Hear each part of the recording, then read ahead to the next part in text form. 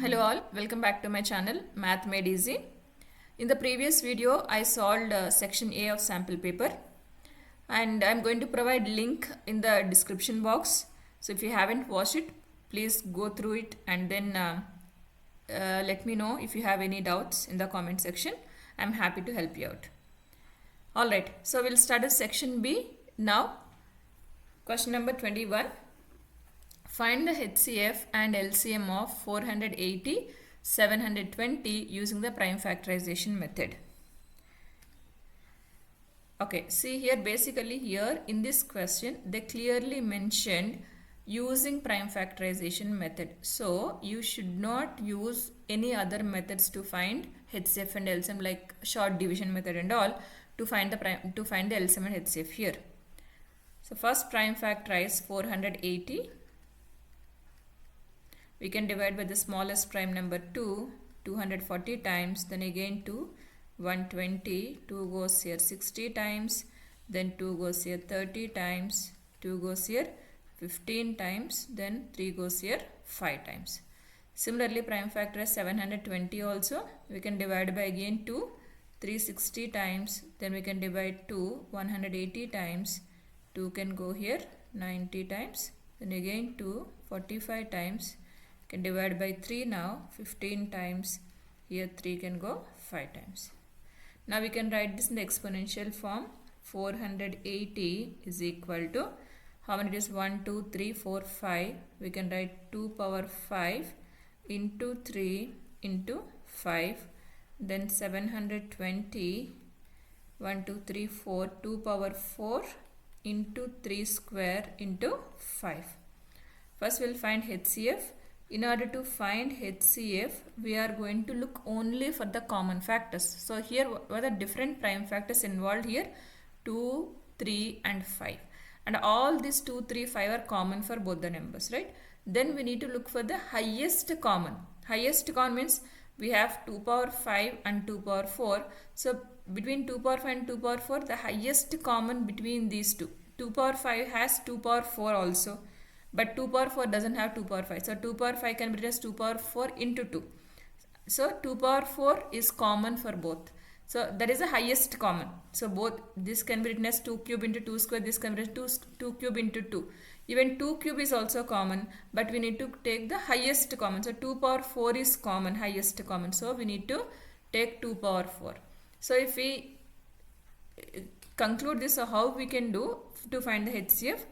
Look at the common prime factor and take the least power out of this. So here 2 power 5 and 2 power 4, least power is 4. That we are going to take it as the highest common factor into 3 and 3 square. The least is 3 power 1. So 3 into 5 and 5. Here it is the same. So now multiply. 16 into 3 times 5 15.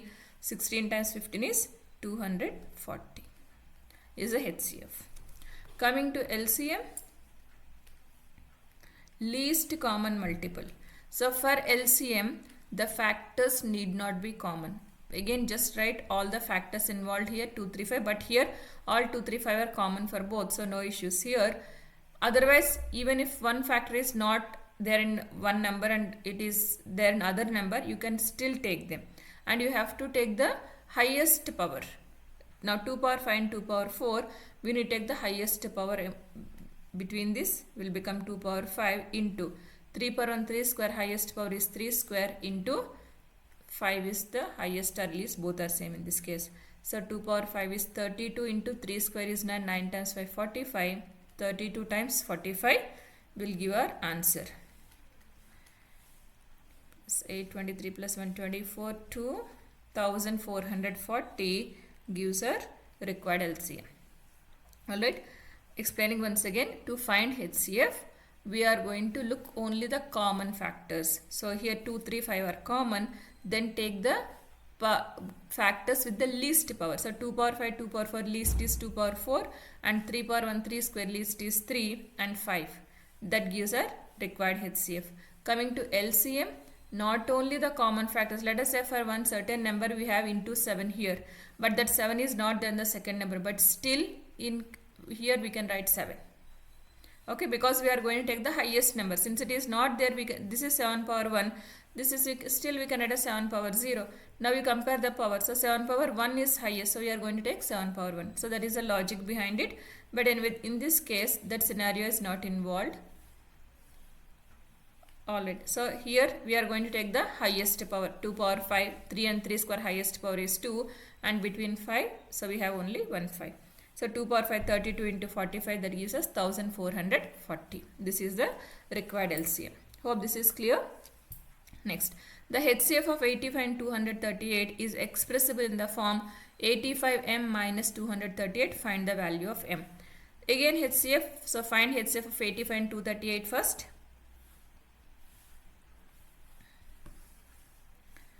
So again prime factorize 85. 5 can divide 17 times. So 17 is a prime number, so we cannot divide further. Then we have next number is 238. 2 can divide here 11, then 9 times 119. Then next prime number they can divide will be 7. 7 goes here 17 times. So 17 is a prime number. So we can write 85 as 5 into 17. Then 238 can be written as 2 into 7 into 17. So here different prime factors involved are 2, 5, 7, 17. But the thing which is common, the factor which is common for both is only 17. And we need to take the least power, but the power is same in both. So we are going to take 17 itself. So HCF is 17. Now as per the question, the HCF can be expressed in the form 85m minus 238. So equate that to whatever the HCF of 85 and 238. Now transpose 238 other side. 85m is equal to 17 plus 238, which gives us 255. So m is equal to 255 by 85, which gives us 3. So this is the answer for the second part of this 21st question. Hope this is clear. Move on to the next one. Second question is 22nd one. 2 dice are rolled together bearing numbers 4, 6, 7, 9, 11, 12. Find the probability that the product of numbers obtained is an odd number. We know that probability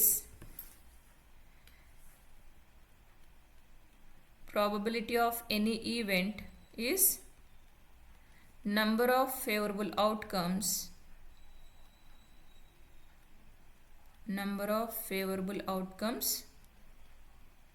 by total number of possible outcomes.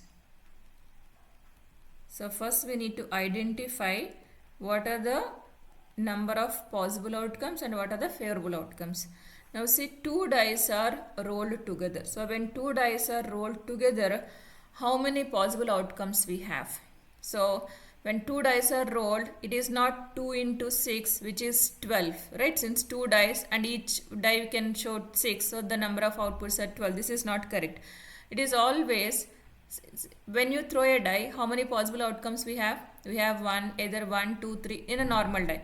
1, 2, 3, 4, 5, 6, right? So we have 6 possible outcomes. Then how many dice you are throwing? 2 dice. So it will be 6 square, which is 36. Hope this is clear. So your 6 represents when you throw one single die, what are the possible outcomes? Power, how many times you are throwing the die or how many dice together you are throwing. That gives. So let us say we have a coin and we are throwing a coin 3 times, let us say.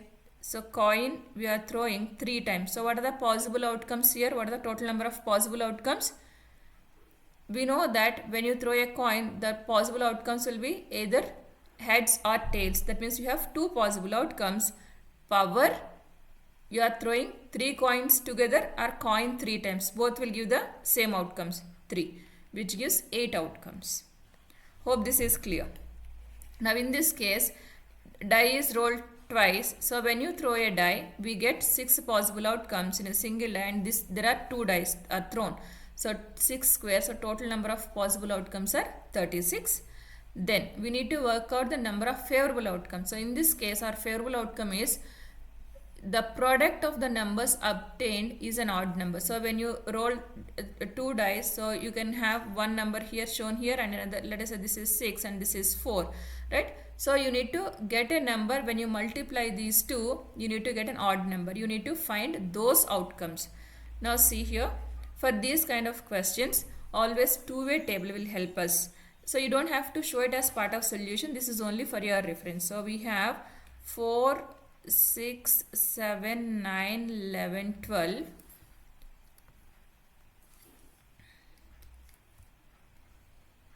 We have two dice.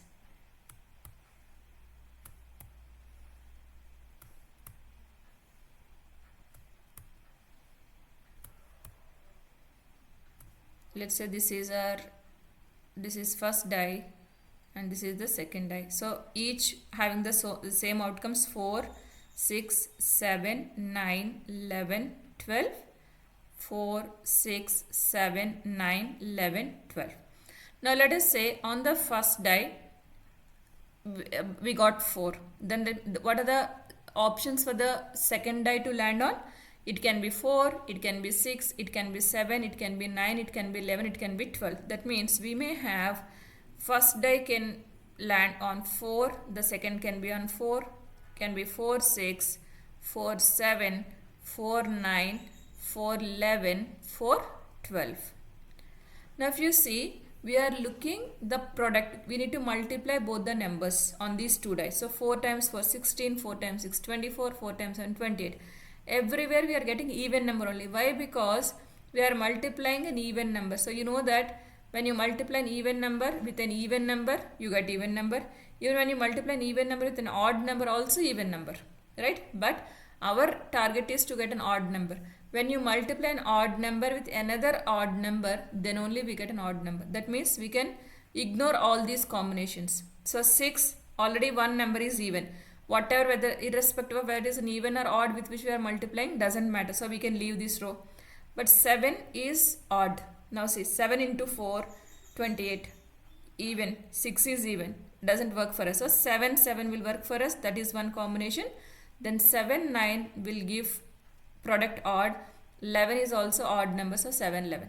Again 9 is an odd number and again with odd numbers. 9, 7, 9, 9, 9, 11 will work for us. Then 11 is odd. So again other odd number sets: 11, 7, 11, 9, 11, 11. Again 12 is an even, so it doesn't work for us. So these are our favorable outcomes. So total we have 9 favorable outcomes. So then we can substitute the formula. But you need to put it properly in the words, in the statement form. So what we can write, total number of possible outcomes is equal to, this you can write here or you can write it later also. Total number of possible outcomes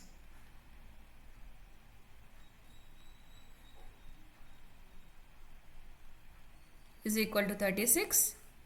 And favorable outcomes, when you have limited number of outcomes, it is always better to list them down. Favorable outcomes in this case are 7, 7, 7, 9, 7, 11, 9, 7, 9, 9,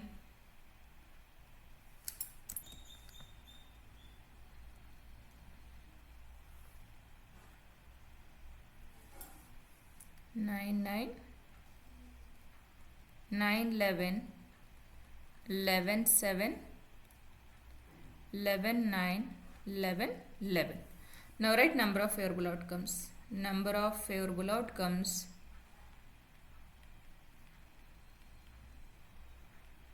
is equal to 9. Now we can write probability of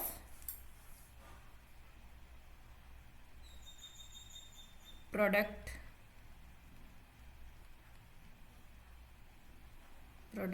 is an odd number is equal to, if you have already written the formula top, you don't have to repeat the formula again. But if you haven't written the formula there, you have to write the formula here. Number of favorable outcomes by total number of possible outcomes. So here in this case, number of favorable outcomes are 9 by total possible outcomes are 36. So it will be 1 by 4. So this is our, This is a required probability. Hope this is clear. Go to the second part. How many positive 3-digit integers have the hundreds digit 8 and units digit 5? Find the probability of selecting one such number out of all 3-digit numbers.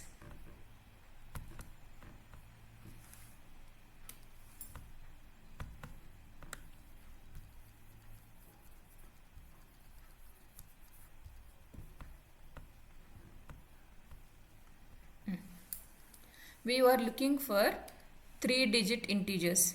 So again, we need to identify what are the total number of possible outcomes.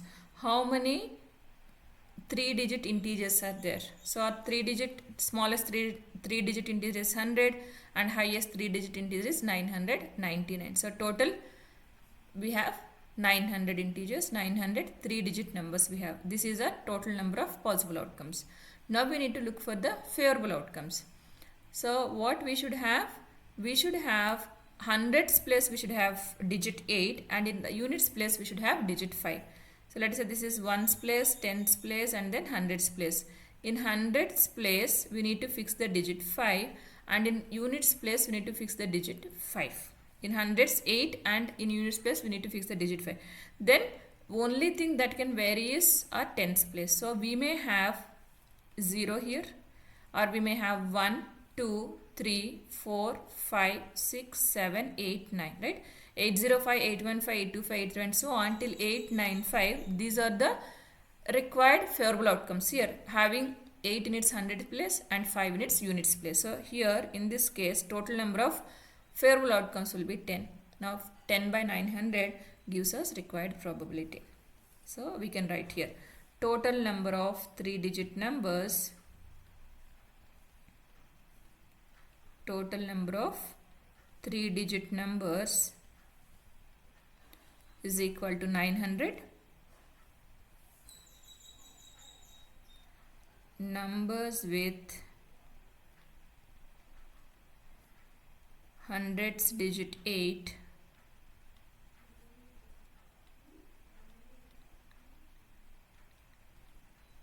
and units digit 5 are 805, 815, 825. You can list them or you can just write dot dot 895. Therefore, number of favorable outcomes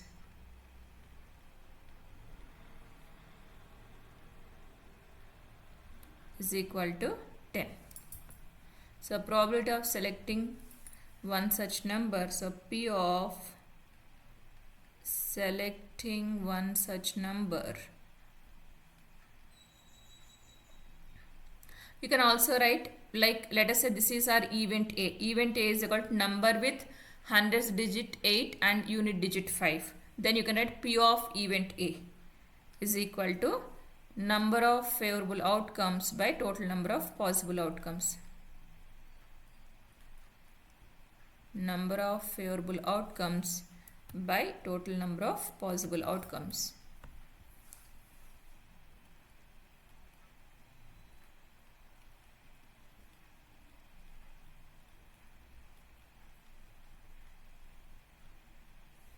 We have number of favorable outcomes 10, by total possible outcomes we have 900. So this is 1 by 90. You can leave your probability answer in terms of fraction or you can convert into decimals. But please make sure that while if you want to convert to decimals, don't make any mistake while converting decimals. It is completely alright leaving them in fraction. Hope this is clear. Go to the next one. Evaluate 2 sin square 60 minus tan square 30 by secant square 45 degrees. So for this we need to know the values. Sin 60 is root 3 by 2. Tan 30 is 1 by root 3 and secant 45 is reciprocal of cos 45 by root 2. Just substitute. We have 2 sin square 60 minus tan square 30 degrees divided by secant square 45 degrees. 2 into Sine 60 is root 3 by 2. So root 3 by 2 whole square minus tan square 30 1 by root 3 whole square divided by secant square 45 will be root 2 whole square. Now we can simplify this 2 into root 3 by 2 whole square is 3 by 4 minus 1 by root 3 whole square is 1 by 3 divided by root 2 whole square is 2. Can cancel 2 here 2 times. So 3 by 2 minus 1 by 3 by 2. 3 by 2 minus 1 by 3 you can take LCM. 9 minus 3 goes here 2 times 2 whole divided by 2 which is 7 by 6 by 2 which gives us 7 by 12.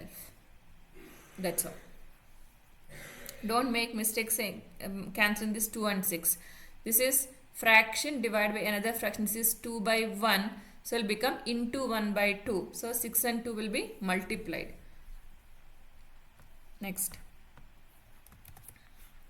Find the points on the x-axis which is at a distance of root 41 units from the point 8, minus 5.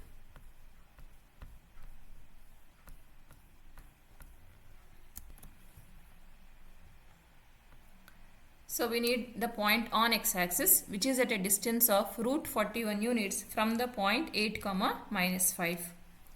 See here, we know that any point which is on x-axis, if you take x-axis, any point on x-axis, this is x dash, we have 0, 1, 2, 3, 4, minus 1, minus 2, minus 3. If we take any point, the coordinates of this point, let us say this is 1, 0, this is 3, 0, this is negative 2, 0, this is negative 3, 0. If you take any point on x-axis, its y coordinate is always 0. So if you take a certain point, because we don't know what is that point, so only x coordinate will vary. So you can just take some x, 0. So any point which is lying on x-axis is of the form x, 0. X can be 1, 2, 3, 4 or it can be in the negative. But y coordinate is always 0. So let the required point be x, 0.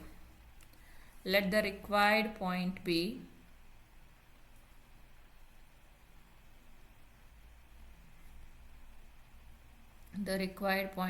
a x, 0, and we have the given point. Let's say that point is b 8, minus 5, and the given point is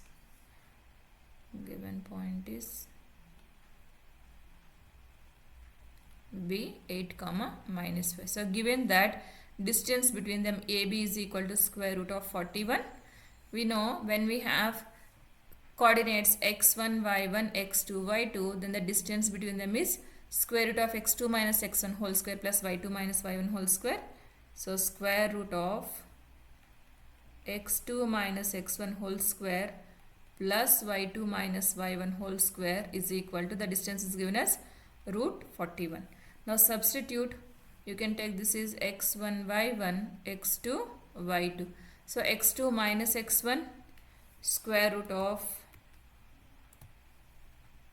8 minus x whole square plus y2 minus 5 minus 0 whole square is equal to root 41.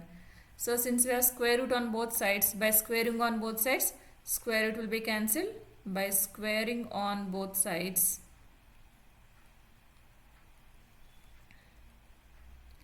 we'll get 8 minus x whole square plus minus 5 whole square is equal to 41.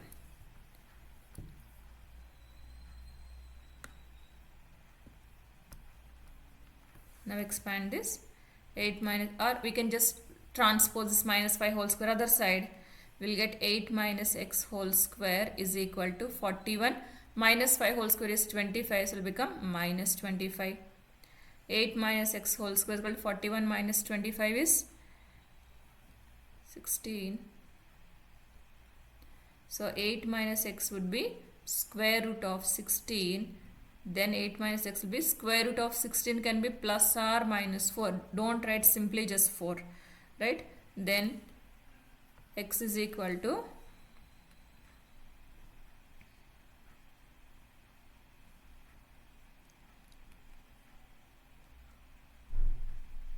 So you can write minus x. If you want, we can, if you have any confusion, you can take minus x, then we can multiply or divide with the negative sign. So minus x is the plus or minus 4 minus 8.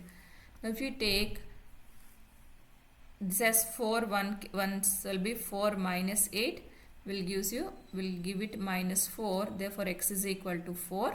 If you take this plus or minus 4, now in this case if you consider x is equal to minus 4, we'll get minus 4 minus 8, which will be minus 12. So x is equal to 12. So you get either x is equal to 4 or x is equal to 12. Therefore the required coordinates will be 4, 0 and 12, 0. 4, 0 or 12, 0. Either you can simplify it like this, or after this step, 8 minus x or 45 minus 25, 8 minus x whole square is equal to 16. You can either expand this also. This is in the form of a minus b whole square.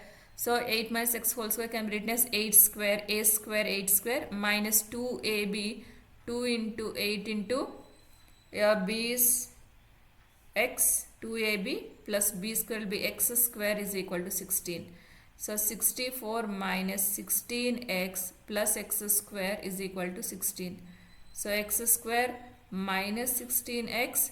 Now you can transpose this here, plus 48 is equal to 0. Now you can split the middle term by solving this quadratic equation. So when you multiply, you need to get 48. When you add, you need to get minus 16. So you can split them as minus 12 and minus 4 plus 48 is equal to 0. X into x minus 12 minus 4 into x minus 12 is equal to 0. X minus 12 is common. So x minus 4 is equal to 0. 0 product rule. Either of this product can be 0. Therefore you get either x is equal to 12 or x is equal to 4. Then the required points will be either 12, 0 or 4, 0. Same answer in both the case. If you are not comfortable with this answer, so in this, if you are following this method, there is a chance that you may miss this plus or minus 4. But here this method is safe. Whichever method you are comfortable, you can follow that. So therefore the required point is 4, 0 or 12, 0. Alright, look at the next question. This is the last question, section B. Show that the points A minus 5, 6, B 3, 0 and C 9, 8 are the vertices of an isosceles triangle. We know that in isosceles triangle, any two sides are equal, right? So any two sides are equal means the length of any two sides should be equal. So length is nothing but we can find the distance between any two. So A minus 5, 6, B 3, 0, C let us say 9, 8. So basically we need to find the distance between them. If any two of the distance are same, then that is an isosceles triangle. AB is equal to, so we have A minus 5, 6, B we have 3, 0, x1, y1, x2, y2. So distance is square root of, at least you write the distance formula once, you don't have to write every time to find AB, BC and CA. x2 minus x1 whole square plus y2 minus y1 whole square, which is square root of, our x2 is 3, minus of minus will be plus 5 whole square plus y2 minus y1 0 minus 6 whole square, which will be square root of 3 plus 5 is 8, 8 square is 64 plus minus 6 whole square is 36, which will be root 100, that is equal to 10 units. The distance between A and B is 10. Then find the distance between B and C.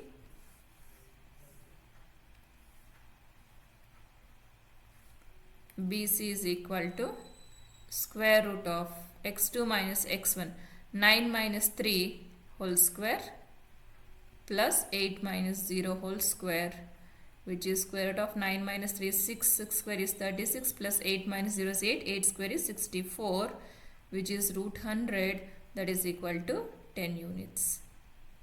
Then find AC. AC is equal to square root of x2 minus x1, 9 minus minus 5, which will be 9 plus 5 whole square plus y2 minus y1 whole square, 8 minus 6 whole square. which will be square root of 9 plus 5 is 14. 14 square is 196 plus 8 minus 6 is 2. 2 square is 4, which is root 200. Root 200 can be written as 10 root 2 units, right? So since AB is equal to BC, and since two of the sides of ABC are equal, it is an isosceles triangle. It implies triangle ABC is an isosceles triangle.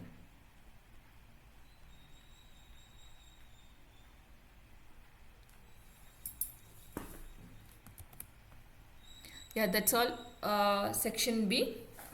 Hope this is clear. If you have any doubts, please do let me know in the comment box. I'll answer your doubts. Thank you.